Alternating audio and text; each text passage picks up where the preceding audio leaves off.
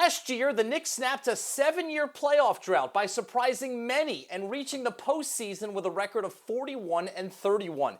This year, year 2 under Tom Thibodeau, the expectations are even higher. Preseason opener at the Garden, some new faces brought in to help them achieve those loftier goals, none more prominent than Bronxite Kemba Walker, who scored 12 points in his first action in a Knicks uniform.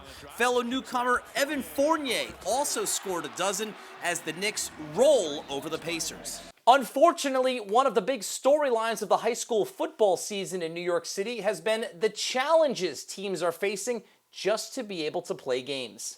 In the PSAL, where players are required to be vaccinated in order to play, more than 30 games have already been forfeited, or roughly 40% of those scheduled. Teams that have been able to play have produced some pretty enticing early season stories, such as DeWitt Clinton, which is 3-0 in the Cup Conference and has not allowed a point, outscoring opponents 84-0 through its first 3 games. Time for this week's 12's Top 12 poll. Erasmus Hall remains number 1 in the city with its 4-0 record, followed closely by 3-0 Curtis.